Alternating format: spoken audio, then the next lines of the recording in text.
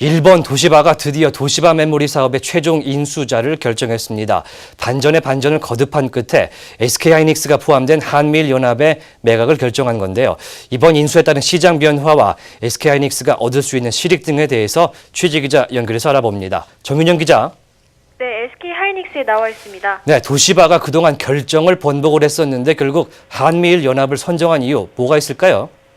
네, 도시바는 업계의 비난을 살 정도로 여러 차례 결정을 뒤엎은 바 있습니다. 예. 결국 한미일연합을 선정한 것은 애플이 한미일연합과 손을 잡은 것이 주요했다고 볼 수 있습니다.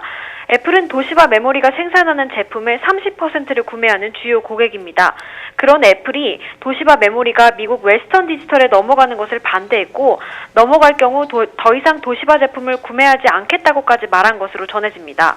도시바 입장에선 주요 고객을 잃을 수 있으니 애플의 협박에 많이 흔들렸던 겁니다. 예. 이와 더불어 한미일연합이 막판에 도시바 인수가를 당초보다 4조 원 높인 25조 원으로 제한한 것도 영향을 미친 것으로 분석됩니다. 네, 이번에 인수가 SK하이닉스에게는 도약의 기회가 될 걸로 보이는데 어떻습니까?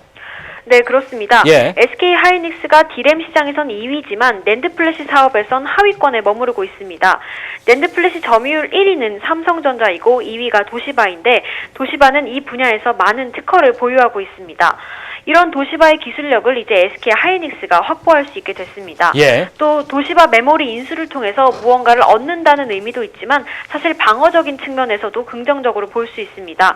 만약 도시바 메모리가 낸드 플래시 점유율 3위 사업자인 웨스턴 디지털에 넘어간다면 낸드 시장은 삼성전자와 웨스턴 디지털의 양강 체제로 가기 때문에 SK하이닉스가 낸드 시장에서 성장할 수 있는 기회가 막혀버린다고도 볼 수 있습니다. 예, 여러모로 SK하이닉스가 참 좋은 기회를 얻은 것 같은데요.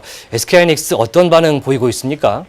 네, 사실 SK하이닉스는 최종 인수자로 결정된 것에 대해 공식적인 소감을 내놓지는 않았습니다. 예. 도시바가 이사회에서 도시바 메모리를 한미일연합에 매각한다고 의결한 것은 맞지만 아직 도시바가 공식적으로 발표한 것은 아니기 때문에 조금 더 지켜보겠다는 상황입니다. SK하이닉스의 입장은 도시바의 공식적인 발표 후에 알 수 있을 것으로 보입니다. 예. 이렇게 SK하이닉스가 신중한 건 앞서서 말했듯이 도시바가 여러 차례 인수 대상자를 번복했기 때문입니다.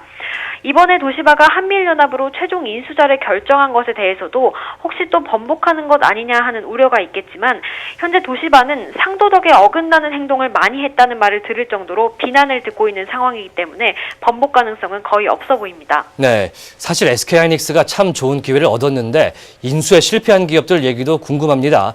미국 웨스턴 디지털이나 중국의 홍하이 같은 경우에도 이번 인수에 굉장히 사활을 걸지 않았습니까? 네, 그렇습니다. 예. 이들도 도시바 메모리를 인수하기 위해서 많은 금액을 베팅했고 또 다른 기업에게 넘어가지 않기 위해 소송을 거는 등 치열한 경쟁을 벌여왔습니다. 현재 도시바와 협력 관계를 맺고 있는 웨스턴 디지털은 자사 동의 없이 도시바가 도시바 메모리를 매각하는 것이 계약 위반이라면서 소송을 제기하기도 했고 예. 여러모로 이번 인수 과정에서 도시바와 사이가 나빠졌습니다. 이런 상황이 인수 실패 요인으로 작용했고 웨스턴 디지털도 도약의 기회를 놓쳐 향후 시장에서의 전망이 불투명해졌습니다. 홍하이는 반도체 사업에서의 도약을 기대하며 제일 많은 금액을 베팅했습니다. 그럼에도 중국의 도시바 메모리를 넘겨줄 수 없다는 일본 내 정서 탓에 인수 가능성이 제일 낮았고 결국 인수에 실패했습니다. 이번 일 때문에 중국 쪽에서는 나중에 도시바가 매각에 대한 각국의 독과점 심사를 받을 때 심사에 어려움을 겪도록 목리를 부릴 것이라는 이야기도 나오고 있습니다. 네, 그렇군요. 잘 들었습니다. 지금까지 정윤영 기자였습니다.